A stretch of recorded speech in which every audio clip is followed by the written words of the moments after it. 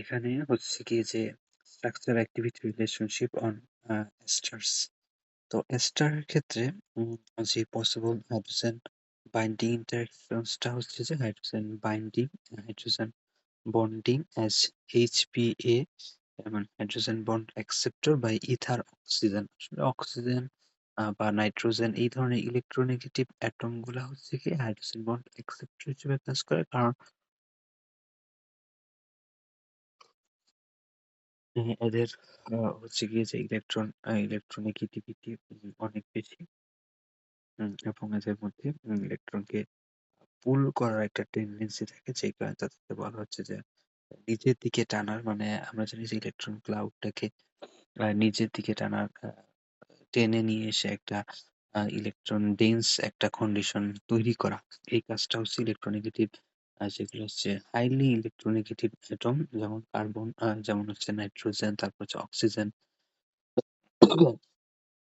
এদের কাজ। তো এরা হচ্ছে কি হাইড্রোজেন বন্ড অ্যাকসেপ্টর হিসেবে কাজ করে। অ্যানালগস গুলোর মধ্যে আমরা দেখছি যে এখানে একটা হচ্ছে মিথাইল এস্টার আছে। এই এস্টারটা সোডিয়াম হাইড্রোক্সাইড দিয়ে ট্রিট করলে দুইটা জিনিস তৈরি হয়। একটা হচ্ছে কার্বক্সিলিক অ্যাসিড, একটা হচ্ছে মুক্ত অ্যালকোহল। আর যদি এই এস্টার অ্যানালগটাকে যদি আমরা লিথিয়াম লিথিয়াম অ্যালুমিনিয়াম হাইড্রেট দিয়ে হচ্ছে বিজারণ করি, দ্যাট মিনস রিডিউস করি, তাহলে হচ্ছে প্রাইমারি অ্যালকোহল পাবো। এইখানে নোটস নিচ্ছি যে হাইড্রোলাইসিস যখন হচ্ছে, তো এই হাইড্রোলাইসিস স্প্লিটস মলিকুল, সেই হচ্ছে মলিকুলটাকে স্প্লিট করে দেয় সোডিয়াম হাইড্রোক্সাইড এর সাথে ইন্টারাকশন করে, দ্যাট মিনস সেখানে একটা হাইড্রোলাইসিস হয়ে যাচ্ছে, এবং তখন হচ্ছে may lead to a loss of activity due to loss of other functional groups only suitable for simple esters. Hydrolysis leads to a dramatic increase in polarity, which may influence ability of analog to reach target if in vivo tests are used. সেক্ষেত্রে যদি আমরা চাই যে তাদেরকে হচ্ছে আমরা যখন hydrolysis করব কম্পাউন্ডটাকে, তখন একটা পোলারিটিটা হচ্ছে অনেক বেশি বেড়ে যাবে। কেন?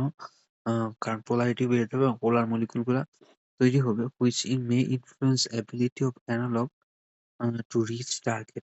তো তারা ইজিলি হচ্ছে টার্গেটে পৌঁছে যেতে পারবে if in vivo test are used. তারপর হচ্ছে which may influence the ability of analog to reach target. That means তারা হচ্ছে গিয়ে টার্গেটে পৌঁছার যে অ্যাবিলিটি সেটাকে বাধাগ্রস্ত করবে।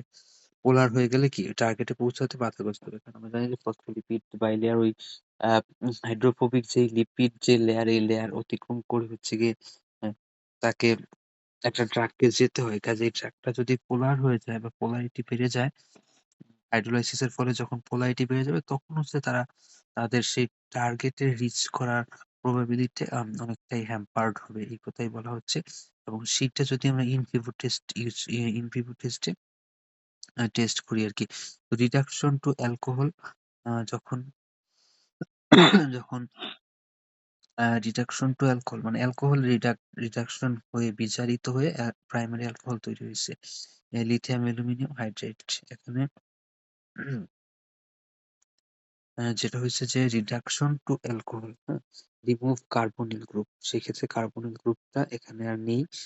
And can establish importance of the carbonyl oxygen. সেই ক্ষেত্রে এইটা হচ্ছে গিয়ে কার্বনিল অক্সিজেনের ভূমিকাটাকে তুলে ধরে, but reaction can be difficult to do if other labile functional groups are present. যখন আরো মানে অ্যাক্টিভ ধরনের হচ্ছে গিয়ে অ্যাক্টিভ ফাংশনাল গ্রুপগুলা প্রেজেন্ট থাকবে, তখন হচ্ছে এই রিঅ্যাকশনটা can be difficult to do.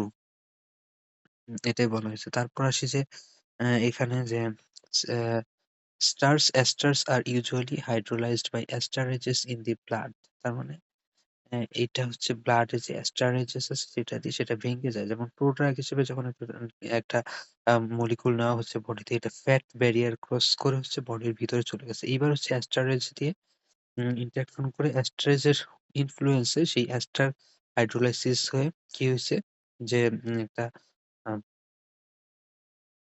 Active molecule তৈরি হচ্ছে। তারপর হচ্ছে যে প্রোডাক্ট আরেকটা কাহিনীতে প্রোডাক্ট থেকে যেটা তৈরি হলো সেটাকে আবার হচ্ছে গিয়ে কি করেছে প্রোডাক্টটা বডির ভিতরে গেল এবং সেটা অ্যাস্টারের ইনফ্লুয়েন্সে ভেঙে গিয়ে ড্রাগকে রিলিজ করলো। সো এস্টার এখানে হচ্ছে যে esters are more likely to be important for pharmacokinetic reasons, that means acting as products. ester হচ্ছে প্রোডাক্ট হিসেবে অ্যাক্ট করতে পারে। ester mass is polar groups, হ্যাঁ? ester mask polar groups, তো ester হচ্ছে পোলার গ্রুপ গুলোকে মাস্ক করে রাখে and allows passage through fatty cell membranes। যেহেতু পোলার গ্রুপকে মাস্কিং করা আছে কোনো না কোনো ভাবে, কাজেই এটা হচ্ছে গিয়ে তখন আর ওই পোলারিটি শো করে না। ফলে হচ্ছে সেলের ভিতরে ফসফোলিপিড লেয়ারকে ক্রস করে অতি দ্রুত হচ্ছে গিয়ে সে চলে যেতে পারে। এবার আসি যে আহ, এখানে যেমন দেখানো হয়েছে যে অ্যামাইডের পসিবল বাইন্ডিং ইন্টারেকশনটা কি। এখানে হাইড্রোজেন বন্ডিং হতে পারে, দুই জায়গাতেই দেখা যাচ্ছে হাইড্রোজেন বন্ডিং হতে পারে। এখানে যেটা ছিল অ্যামাইড, এই অ্যামাইড হচ্ছে গিয়ে যে অ্যামাইডের মধ্যে যে হাইড্রোজেন বন্ড অ্যাকসেপ্টর আছে, হাইড্রোজেন বন্ড অ্যাকসেপ্টর আছে, এই হাইড্রোজেন বন্ড অ্যাকসেপ্টরের সাথে উম বাইন্ডিং সাইটে থাকা হাইড্রোজেন বন্ড ডোনর ইন্টারেকশন করেছে। আবার দেখা গেছে যে হাইড্রোজেন বন্ড ডোনর হচ্ছে গিয়ে আছে ড্রাগ মলিকিউলের মধ্যে, আর হাইড্রোজেন বন্ড অ্যাকসেপ্টর আছে হচ্ছে গিয়ে বাইন্ডিং সাইটে, যেটা নাইট্রোজেন অথবা অক্সিজেন। এখানে একটু নোট আছে যে দি নাইট্রোজেন অফ অ্যান অ্যামাইড, একটা নাইট্রোজেন অ্যামাইডে থাকা যে নাইট্রোজেন সেটা হচ্ছে গিয়ে অ্যামাইডে থাকা যে নাইট্রোজেনটা সেটা হচ্ছে গিয়ে হাইড্রোজেন বন্ড অ্যাকসেপ্টর হিসেবে কাজ করতে পারে না, cannot act as a HPA. Lone pair interacts with neighboring carbonyl group. So neighboring carbonyl যে গ্রুপটা আছে এই গ্রুপের সাথে লোন পেয়ার গুলা ইন্টারেক্ট করে, কাজেই নাইট্রোজেন হচ্ছে এখানে হাইড্রোজেন বন্ড অ্যাকসেপ্টর হিসেবে রোল প্লে করতে পারবে না, কারণ নাইট্রোজেনেরই এখানে ওয়ান টাইপ অফ আনস্টেবিলিটি দেখা যাচ্ছে। দ্যাট মিনস নাইট্রোজেনের যে লোন পেয়ার ইলেকট্রন গুলো সেগুলো ইন্টারেক্ট করতেছে নেইবারিং কার্বনিল গ্রুপের সাথে। Tertiary amides unable to act as এসপিটিস, কারণ টারশিয়ারি অ্যামাইডে তো কোনো হাইড্রোজেনই নেই। তারপরে অ্যানালগস গুলার কথা বলা হয়েছে যে উম এটা এসএআর অন অ্যামাইডস 5.6 এটার মধ্যে পড়া হয়েছে। তারপর একটু দেখি যে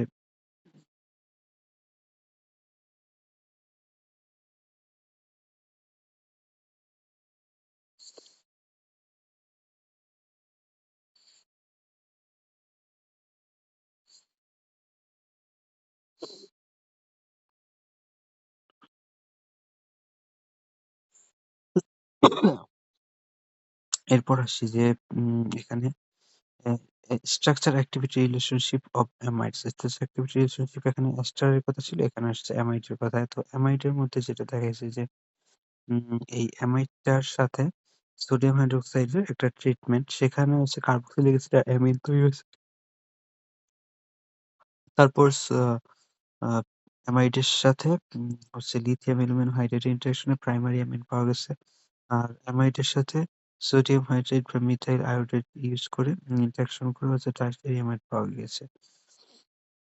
Hydrolysis splits molecule and may lead to loss of activity due to loss of other functional groups unsuitable for simple amides.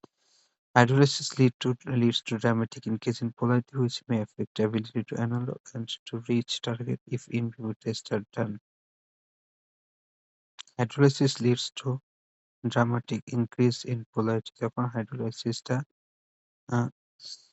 হয়, এই হাইড্রোলাইসিসটা leads to dramatic increase in polarity বাড়িয়ে দেয়, which may affect the ability of analog to reach target if in vivo tests are done. Reduction of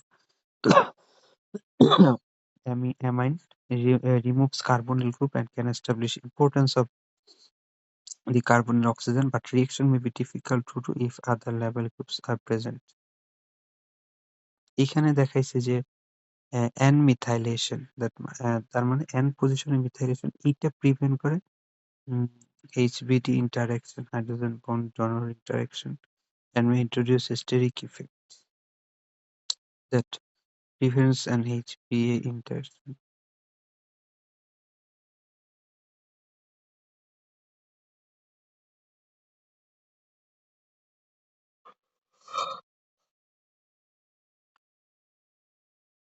এখানে দেখা যাচ্ছে যে N methylation হইছে।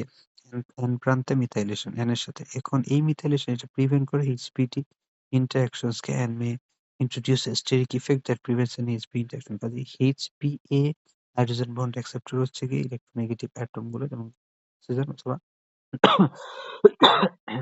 Nitrogen. এই অ্যাটম গুলো হচ্ছে এখানে binding no binding as HBD হিসেবে কাজ করছে না। কারণ তারা কিন্তু ড্রাগের বা অ্যা